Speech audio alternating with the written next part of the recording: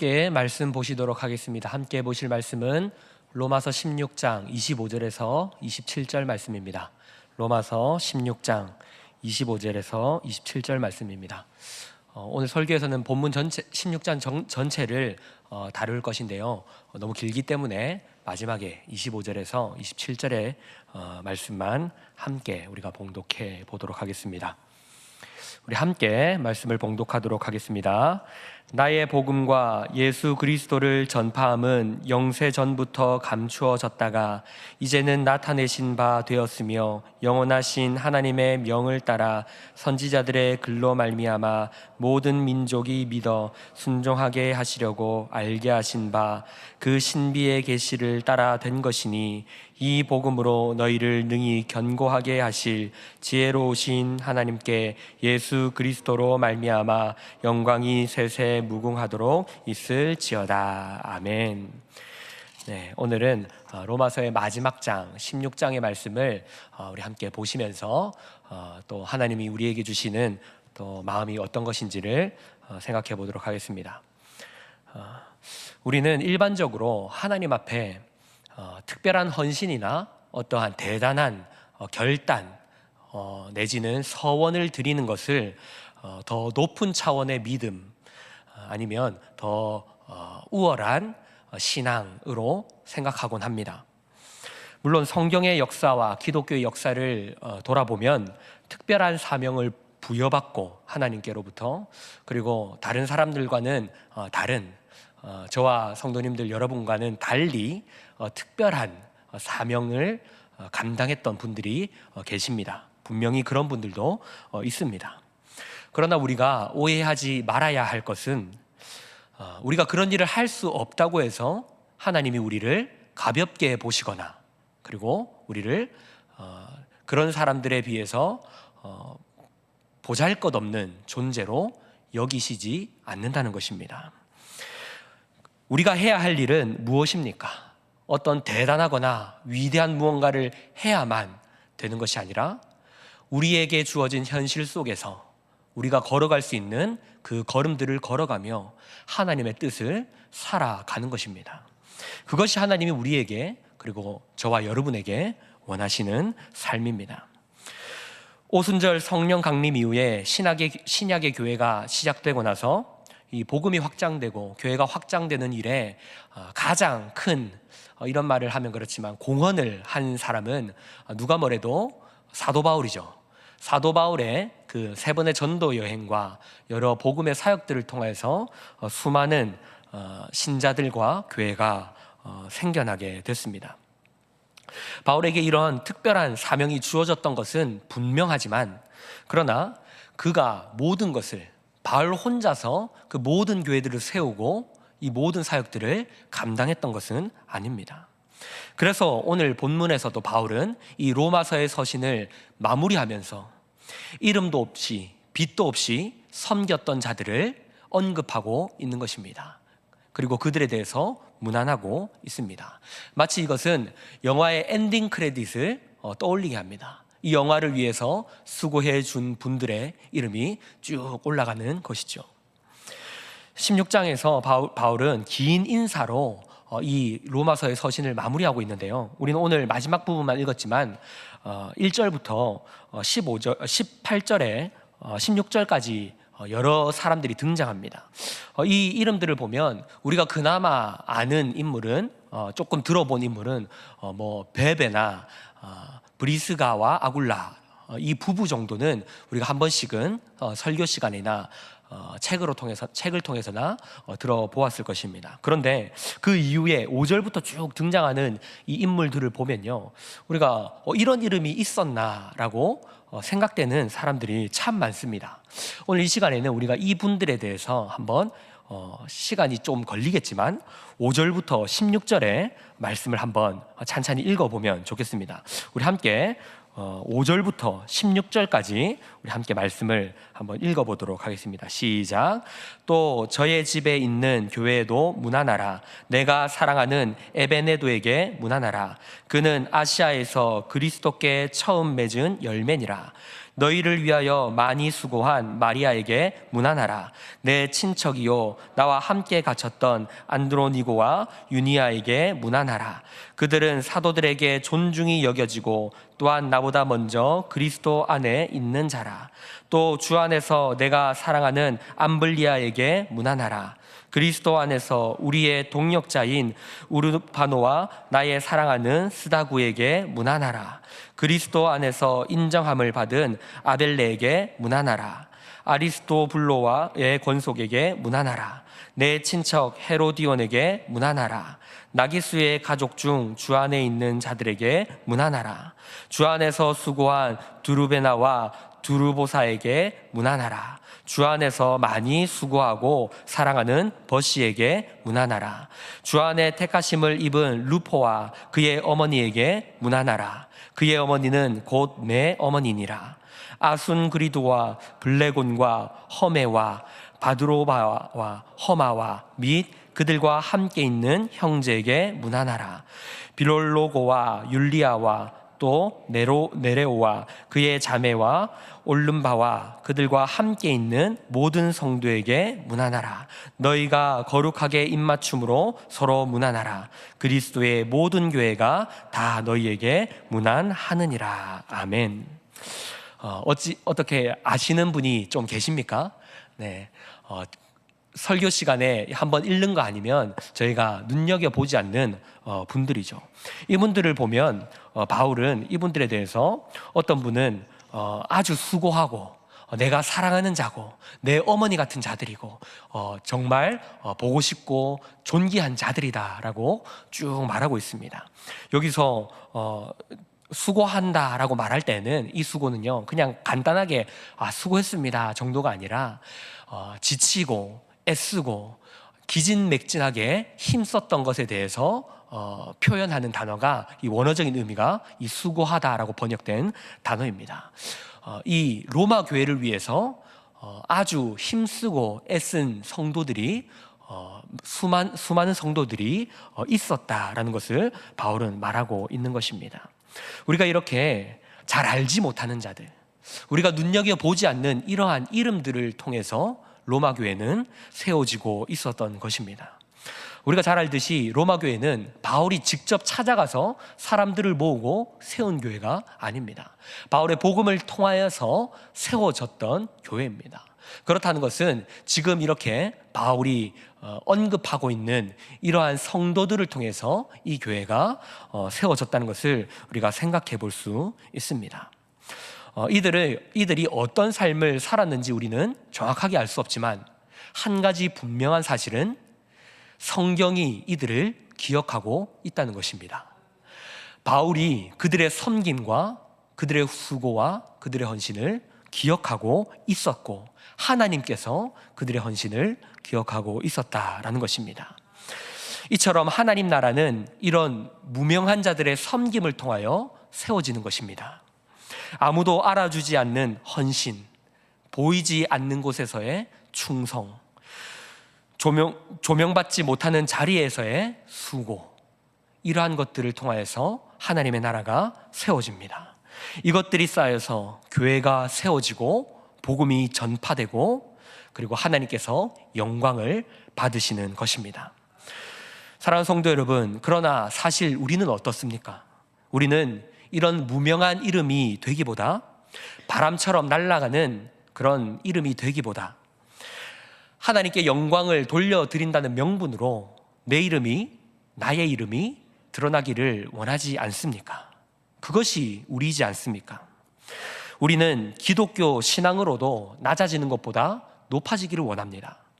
교회 안에서조차 가장 주목받는 섬김을 원하고요, 가장 칭찬받는 자리를 원합니다. 이름도 빚도 없이 섬기는 것보다는 내 이름 석자가 남겨지는 섬김을 우리는 원하는 것이죠. 그러나 하나님의 나라는 그런 자들보다 이름도 없이 빚도 없이 영광도 받지 않고 하나님을 위하여 섬기는 자들의 섬김을 통하여서 더욱더 든든히 세워져 간다는 것을 우리는 기억해야 합니다. 제가 언젠가 들었던 옥하는 목사님의 설교 중에요, 제가 옥하는 목사님 설교를 한때 너무나 많이 들었었는데요. 그래서 어느 설교였는지는 기억이 나지 않는데 옥 목사님께서 그런 말씀을 하신 적이 있습니다. 자신은 하나님을 만날 때 두려우시다라는 말을 하셨습니다. 왜 그러냐면 어딜 가나 옥 목사님 하면서 목사님을 늘 대접하는 겁니다. 그래서 얼마나 존귀하겠습니까? 옥 목사님을 뵙고 또 모실 수 있으면 얼마나 감사하겠습니까? 그래서 가는 곳마다 귀하게 대접해드리고 이렇게 높여드리니 옥 목사님은 이 땅에서 너무나 많은 것을 이미 자신이 받은 것 같아서 하나님 앞에 나아갈 때 자기가 받을 상이 없을까 두렵다라는 말씀을 하시면서 교회에서 이름도 없이 빛도 없이 아무 드러남이 없이 섬기는 그 평신도 성도 한 분 한 분을 보면서 저들이야말로 하나님 나라의 위대한 상급을 받을 자들이 아닌가라는 생각을 해보았다라고 말씀하셨던 적이 설교 중에 그런 말씀을 하셨던 적이 있습니다. 이처럼 하나님의 나라를 세워가며 하나님이 귀히 보시는 자들은 이름도 없이 드러남이 없이 나의 이름이 나타나는 것이 아니라 가장 소외된 곳에서 드러나지 않는 곳에서 하나님의 나라를 위하여 섬기는 자들, 그런 자들을 하나님께서 기뻐하지 않으실까요? 이것이 기독교 신앙입니다. 우리는 기독교 신앙을 바르게 이해해야 합니다. 신앙생활을 아무리 오래 하고 또 모든 예배를 잘 드리고 또 여러 섬김을 하면서도 기독교 신앙을 바르게 이해하지 못하면 잘못된 섬김을 하게 되는 것이죠. 하나님의 나라와 교회는 오케스트라와 같습니다. 오케스트라는 단 한두 사람의 뛰어난 연주자로만 완성되지 않습니다. 수많은 연주자들이 각자의 악기를 조화롭게 연주할 때 비로소 아름다운 선율이 이루어지게 되는 것입니다. 하지만 만약 연주자 한두 명들이 자신의 모습을 뽐내기 위해서 자신의 실력을 드러내게 하기 위해서 다른 사람들의 소리와 어울리지 않는 자신의 실력을 드러낸다면 그것은 아름다운 소리가 아니라 소음이 되어버릴 것입니다. 또한 모든 사람이 나는 바이올린이 하고 싶어, 다른 거는 하지 않을래 라는 식으로 똑같은 성김만을 하고 똑같은 연주만을 하려고 한다면 그 오케스트라의 곡은 아주 단조롭고 심심하고 전혀 아름답지 않은 모습이 되어갈 것입니다. 악기마다 고유의 소리가 있고 그 소리들이 모여서 풍성하고 아름다운 하모니를 이루게 됩니다. 각자가 자신의 역할을 충실히 감당하고 자신의 위치에서 함께 있는 자들을 조화롭게 아름답게 세워나갈 때 그 곡은 아름답게 연주될 수 있는 것입니다. 혹시 우리나라 말 중에 아름답다, 자주 사용하는 아름답다라는 말의 어원을 아십니까? 참 신기하더라고요. 이 아름답다라는 말은 알음이라는 말과 답다라는 말이 합쳐진 말인데요. 이 아름이라는 것은 두 팔을 이렇게 동그랗게 말아서 이 둘레를 만드는 것이 알음이라는 의미랍니다. 근데 여기서 어떤 것이 나오냐면 나다운 것, 자기 자신다운 것, 그것이 바로 이 아름답다의 이 어원이라고 합니다. 그러니까 우리 선조들은 이 아름답다가 이 단어를 어디서 생각을 했느냐면 가장 나다운 것, 내가 나다울 수 있는 것이 아름답다라고 생각했다라는 것이죠. 사랑하는 성도 여러분, 그러면 가장 나다운 것이 무엇일까요? 내가 원하는 대로, 마음이 가는 대로 하는 것이 아닙니다. 오히려 그런 마음은 나다운 것을 왜곡시키고 나답지 못하게 만듭니다. 정말 나다울 수 있는 것, 아름다울 수 있는 것은 우리의 참된 정체성 속에서 우리가 드러나는 것입니다. 바로 하나님 안에서 하나님의 자녀됨의 정체성을 드러낼 때 우리는 가장 아름답고 우리다울 수 있는 것입니다. 사랑이신 아버지를 닮은 그분의 자녀로 살아가는 것, 그것이 가장 나답고 그리스도인답고 아름답게 살아가는 것입니다. 서로 다른 생각과 다른 모습을 가진 지체를 내 몸처럼 사랑하는 것, 연약한 자의 연약함을 내 연약함으로 생각하고 짐을 져주는 것, 이런 모습이 하나님이 창조하신 인간됨의 모습이며 하나님의 자녀됨의 모습이며 하나님의 형상의 모습이고 나다울 수 있는 모습이다라는 것이죠. 사랑하는 성도 여러분, 우리들은요 연주자입니다. 삼위 하나님께서 만드신, 삼위 하나님께서 만들어 가시는 아름다운 교향곡을 연주하며 세상에 들려주는, 세상이 알지 못하는 그 아름다운 곡을 들려주는 연주자입니다. 창조주 하나님의 뜻과 지혜가 담긴 사랑의 멜로디를, 예수 그리스도께서는 그 멜로디를 온전히 몸소 연주하셨고 그리고 완벽하게 나타내셨는데, 본인 혼자만 그 곡을 연주하는 것이 아니라 우리를 청중의 자리에만 머물도록 하시는 것이 아니라 그 아름다운 연주를 함께 하도록 우리를 그 자리로 초대하시며 우리를 함께 이끌어서 연주하도록 하십니다.